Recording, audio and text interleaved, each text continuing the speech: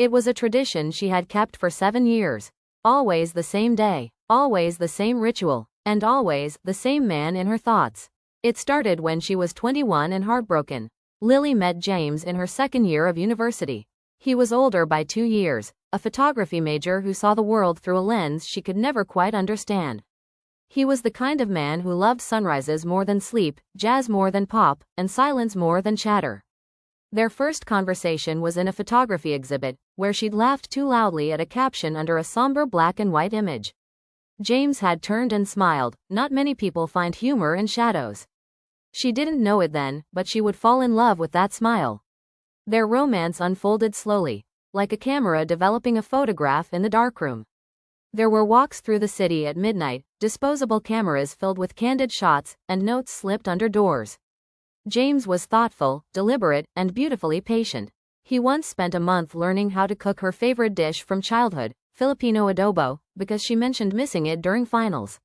Lily was more spontaneous, impulsive, full of ideas and half-finished poems. But somehow, they met in the middle. He grounded her, she colored his life. But as the final year of university approached, the talk of future began to stir. Lily had a job offer overseas. James had been offered a photography residency in Alaska. Neither wanted to hold the other back. They decided on a plan, 2 years apart, then reunite.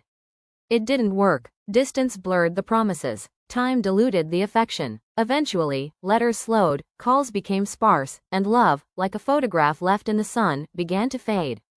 They didn't break up, they just stopped.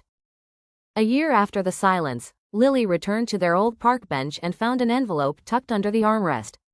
Her name was on it, in James's familiar handwriting. Inside was a simple note. I still see you in the soft light.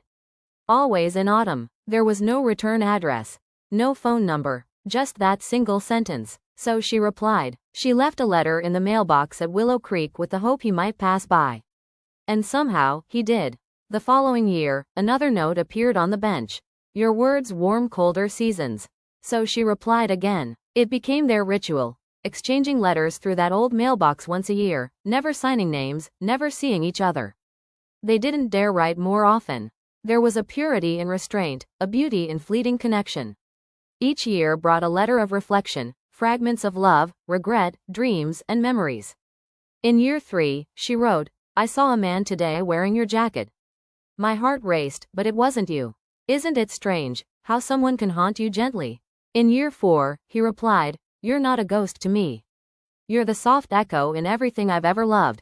By year 5, Lily had accepted that James was her unfinished story. But the 6th autumn, the letter didn't come. She waited at the bench, walked the creek, checked the mailbox 3 times. Nothing. Her chest felt hollow, but she left her letter anyway. That winter, she took a solo trip to Norway, a lifelong dream. On a foggy morning at a fjord, she met a man named Elias. He was quiet, kind, and nothing like James. But he made her laugh when she hadn't in months. They shared warm coffee, snow hikes, and stories of their past. He didn't ask about the sadness in her eyes, and she didn't tell him about the letters. It was beautiful, but it wasn't love. In the 7th autumn, Lily debated whether to return to Willow Creek at all. But on October 17th, as tradition dictated, she walked the path with a sealed envelope. She didn't expect anything, but when she opened the mailbox, her breath caught. Inside was a single letter. Handwritten, a little rushed, not his usual style. I've been sick. Nothing terrible, just enough to keep me still. I'm sorry for missing last year. I thought of you the whole time. This year, I wanted to ask something. If we were to meet, finally, same place, same day, next autumn, would you come? Lily pressed the letter to her chest, eyes filling with tears. She whispered aloud to no one, yes, I would. A year passed with excruciating slowness. Lily found herself dreaming again. She stopped dating. She moved cities. And when the leaves began to turn, her heart beat in golden anticipation. October 17th. She wore a navy coat he once loved. Her fingers trembled as she approached the park bench at Willow Creek. The wind was gentle, the sky, overcast, and there he was, older, thinner, but unmistakably James. He stood slowly, smiled. You came. She laughed through her tears. You asked. They didn't rush into each other's arms. There was too much time, too much distance, too much reverence in the moment. But when they finally hugged, It felt like returning to a song you thought you'd forgotten the words to, but your heart remembered every note. They sat in silence first. Then stories spilled, of missed years, almost marriages, therapy, travel, and regrets. I never stopped writing, she said.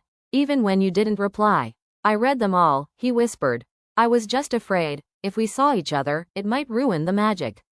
But maybe, she said, voice trembling, magic is meant to be real too. He reached into his coat pocket and handed her a worn-out camera. I want to take your picture again. Just one. This time, to keep.